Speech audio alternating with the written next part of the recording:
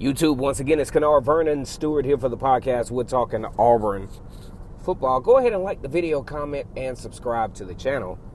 And as always, it's great to be an Auburn Tiger, WarEagle. Auburn and Alabama over the past 20 years, they've been duking it out. As a matter of fact, the series is almost dead even when you look at Auburn versus Alabama in football. The Alabama fan base will not ever admit to it, but in the last 20 years, the modern era basically of college football, these two teams are dead even when they play against one another. That is not to say the programs are even, because they're absolutely not. You look at pre-Nick Saban era, Alabama was, in a lot of cases, average at best.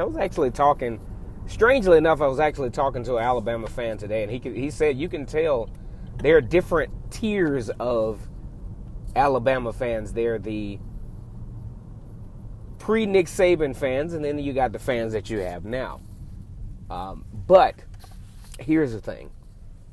Auburn plays Alabama relatively well. It's a rivalry game.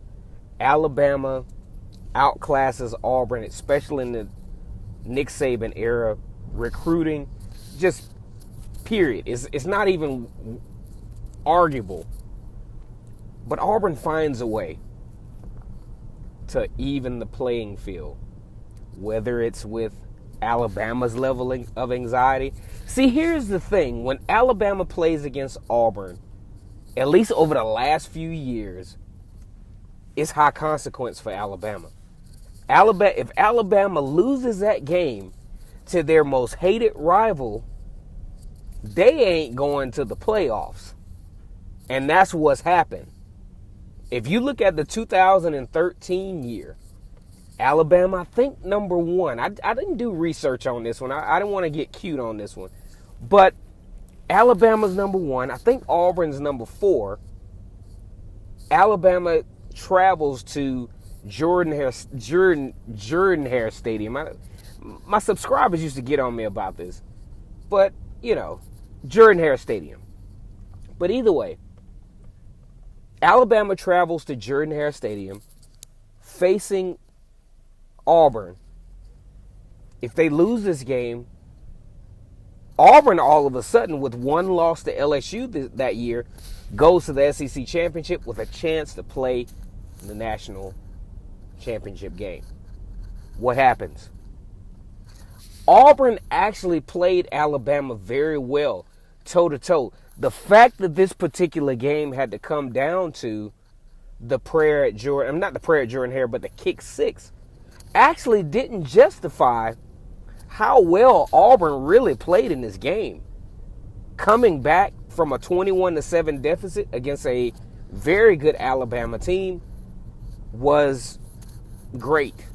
I'm talking about the up and down, back and forth levels of adversity and anxiety in that particular football game was unreal. Auburn would not share the same success beating Alabama until 2017 in similar fashion. Alabama needed to beat their rival, a team that they all year long, they hear the Alabama fans tell it, Alabama's going to blow Auburn out. But if you look at the fans in the stands, they're always in shock and in disbelief that, you know what? Damn, we just lost to Auburn. 2019. Alabama with an opportunity to get into the playoffs without Tua Tagovailoa. Auburn slams the door again. I get absolute pleasure out of talking about this. Once again, it's Kennard Vernon Stewart here for the podcast. Talking Auburn football. Go ahead and like the video, comment, and subscribe. And as always, it's great to be an Auburn Tiger. WarEagle beat Bama.